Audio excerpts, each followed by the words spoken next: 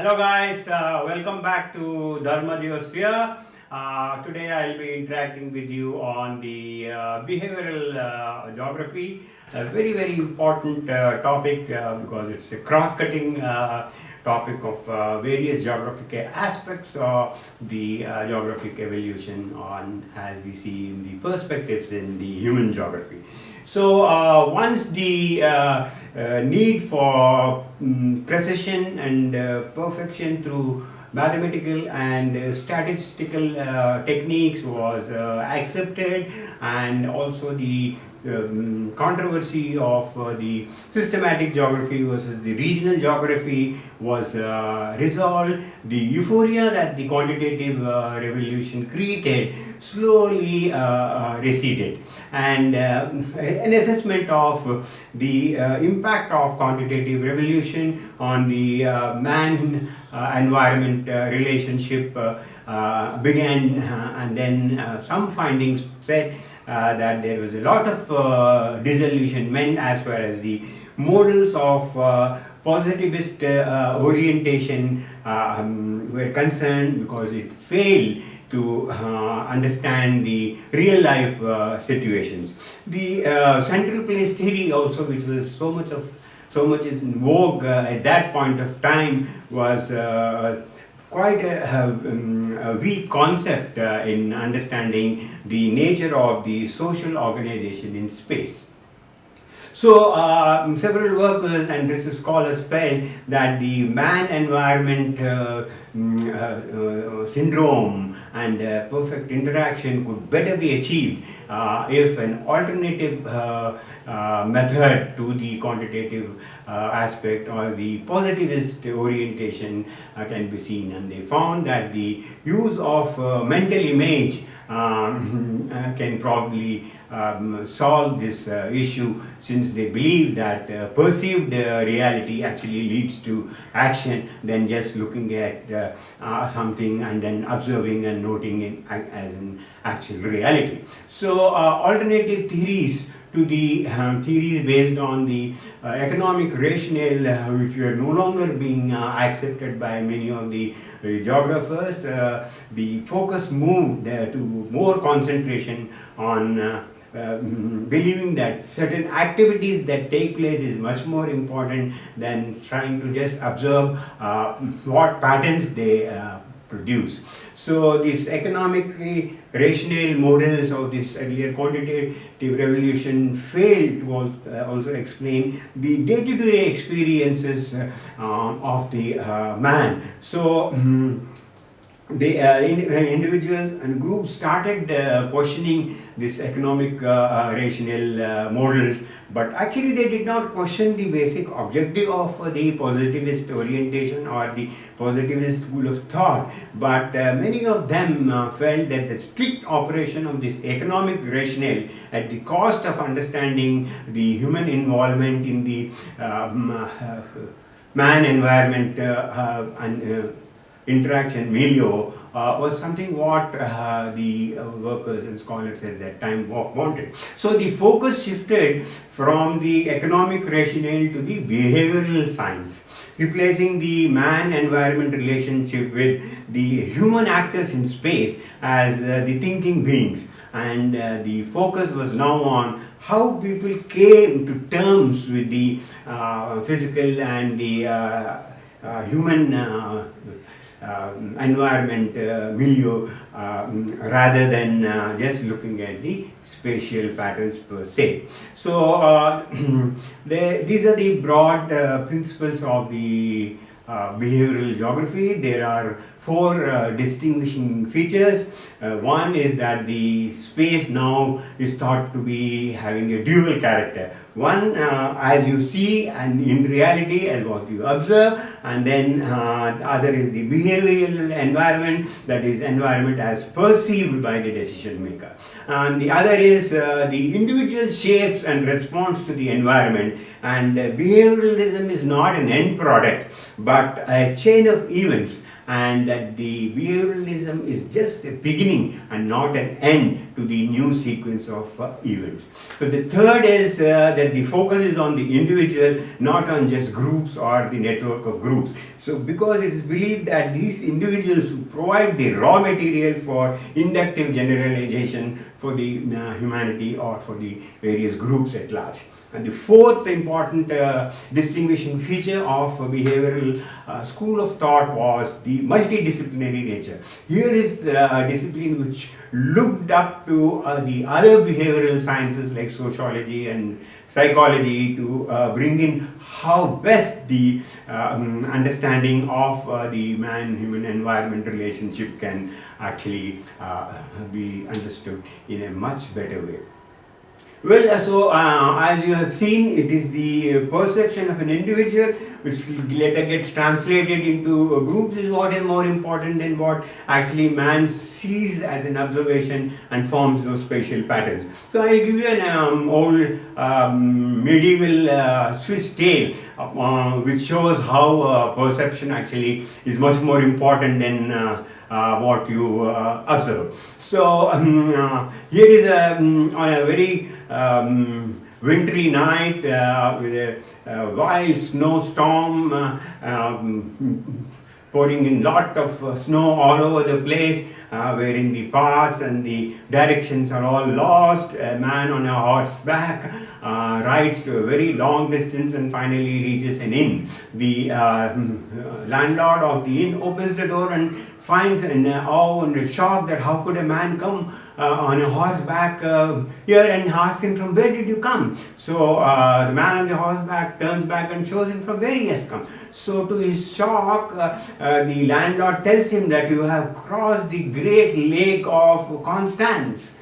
So even the man who came on the horseback was shocked. What did I do? So this is how it is. What he had perceived at that time was the entire lake was just plain, covered with snow, a stretch of snow. But actually what it was a lake which was fully covered with ice. So had he perceived that this was not just a plain covered with ice, but was the great lake of Constance, you would have never ventured into this horse ride all the way to this inn. So this is how it explains that it is more important that what man perceived is what is more important than what man sees it as an observation. And so once he perceived that it was just a plain ground and covered with ice, he just took the horse and started riding all over the place, and only later he realizes that it was the Lake of Constance. So this clearly sums up that how a man perceives, and this is how man has been perceiving the nature all through, because it is his perception that generates his interactive ideas and how he understands the physical and the social milieu in and around him. So guys, we will continue like this, and now I will tell you how WorldPerth has taken this behavioral evolution to a different level through his great works. And now we will see the contributions of WorldPerth, and then Kofaka, and then Kirk, and then we will also try to understand what have been the merits of behavioral evolution, and what are been its drawbacks and the way forward.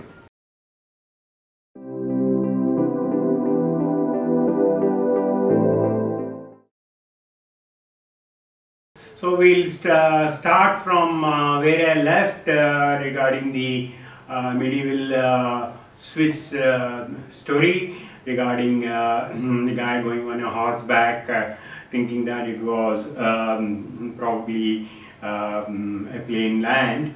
So this example vividly shows the difference between the objective environment of the ice-covered Lake Constance and the rider's subjective or the behavioral environment of a windswept plain.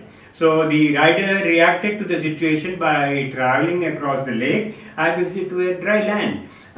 So we may safely surmise that he should have acted otherwise had he but known about it. So that is how he perceived, and he had not known about it.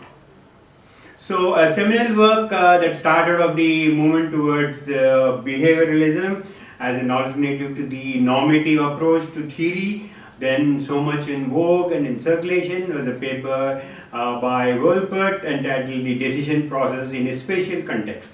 So this paper was built around the results of agricultural land use in part of Sweden. The author compared the actual labor productivity of farms with what could have been achieved, and the optimizing decision making by the farmer as a rational economic person, and found that there was about 40% less than the expected level of productivity.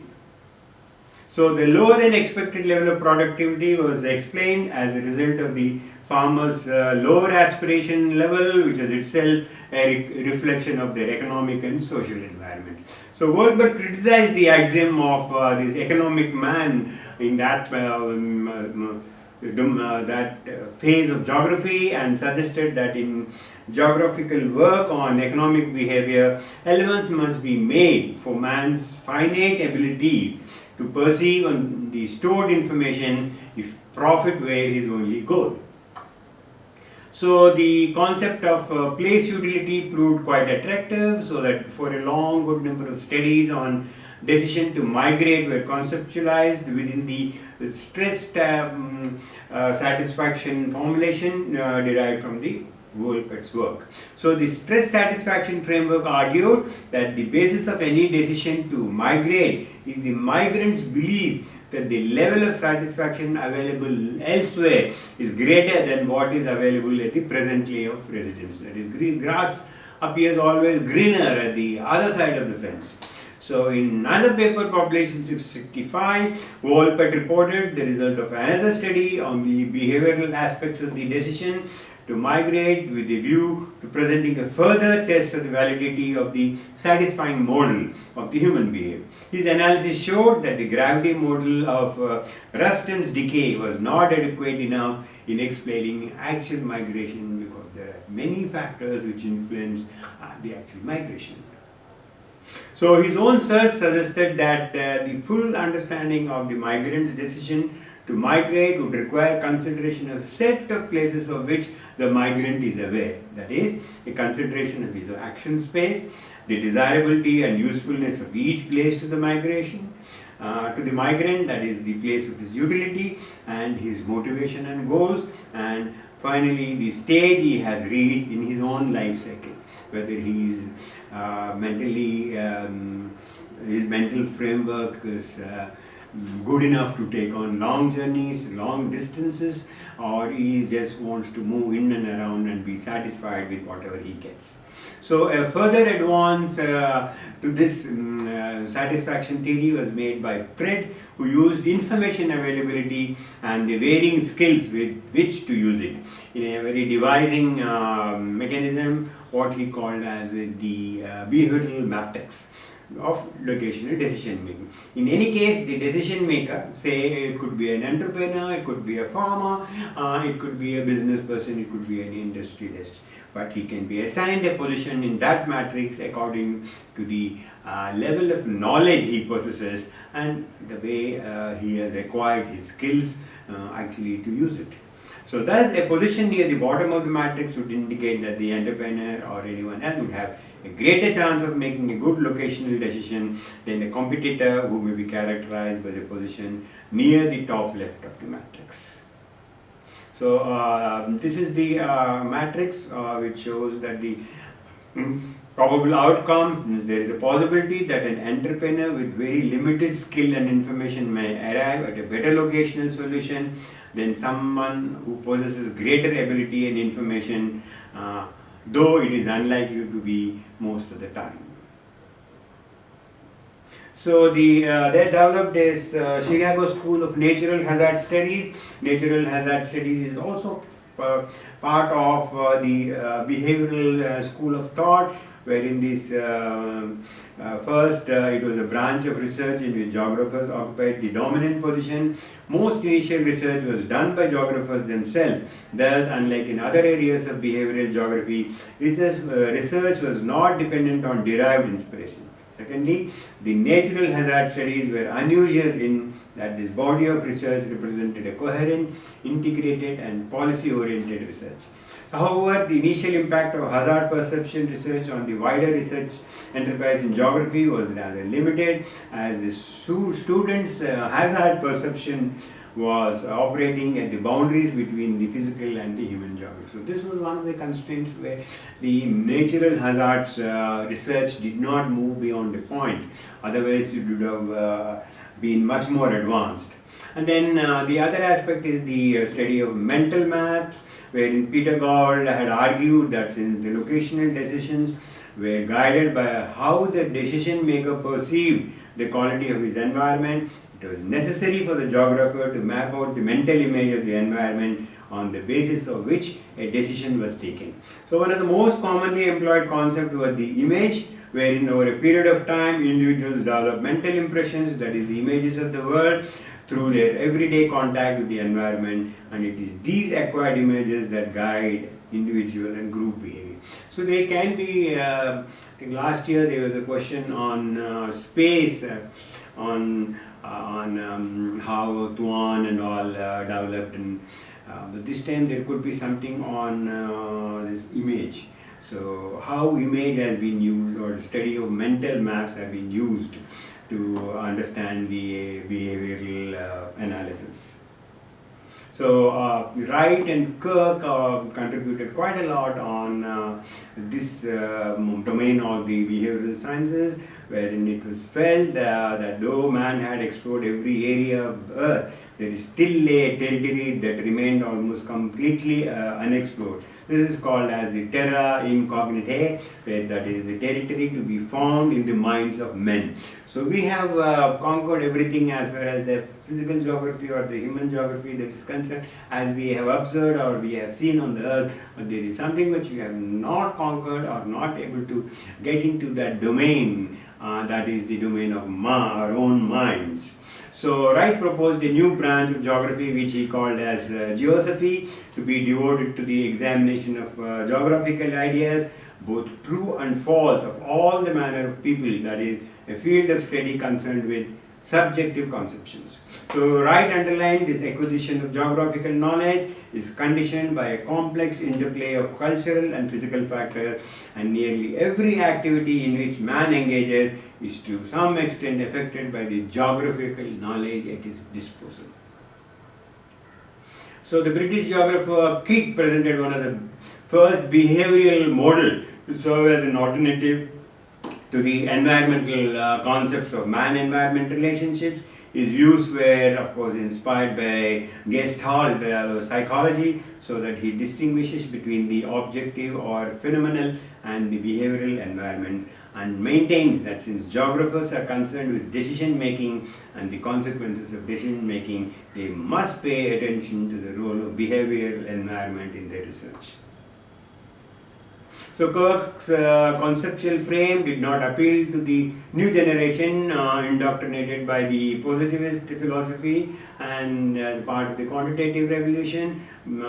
His work was published first in India in 1952 and subsequently in Britain, whereas the conceptual arena of geography at that time lay in North America. So it was unfortunate that Kirk, though such a very impressive concept, but because of the timing and the place where he launched it, it could not take off or could not be flagged as a concept which could have sustained much more than what actually it did.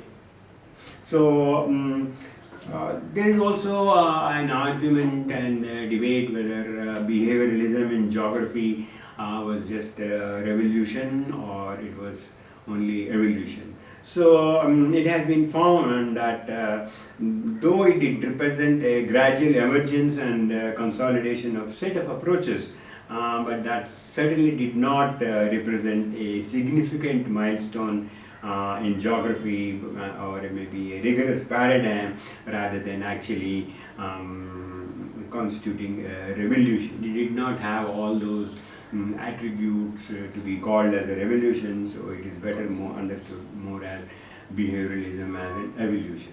So what have been the merits or the achievements of the behavioral movement?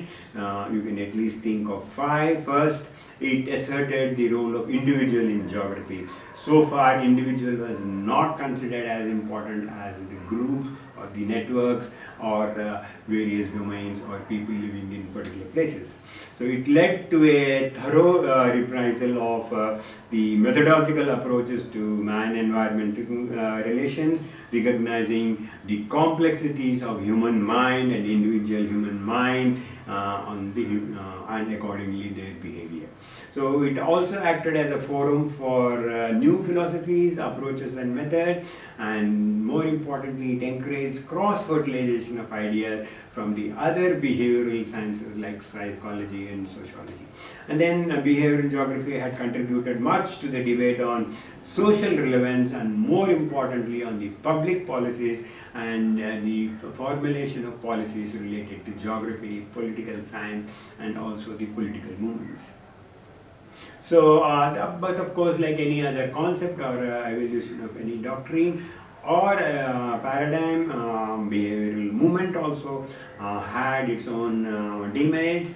One of them was it was too much oriented towards the public policies and remained more as an observer than as a participant. Though it did contribute in public policy, it was not a participative contribution. It only just gave these impressions of public policy or suggestions from outside. And then it was then another instance of bourgeois thought. Bourgeois thought means basically coming out from the upper or the creamy layer of the society who were well-to-do, well-endowed, rich and were already in good positions. So that is how they try to move this movement.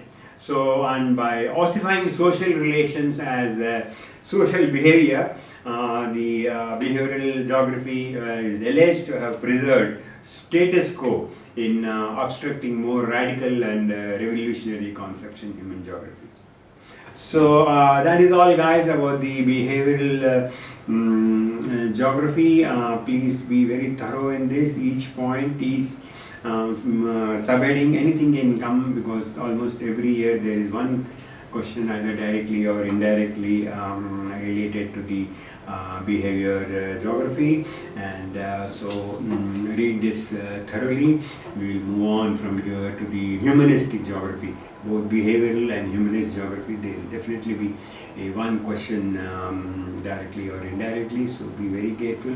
I am putting in all the efforts by bringing in the most essence or the best of points so that you don't have too much to read at this point of time. So stay tuned, stay safe, stay focused, and all the best, and bye.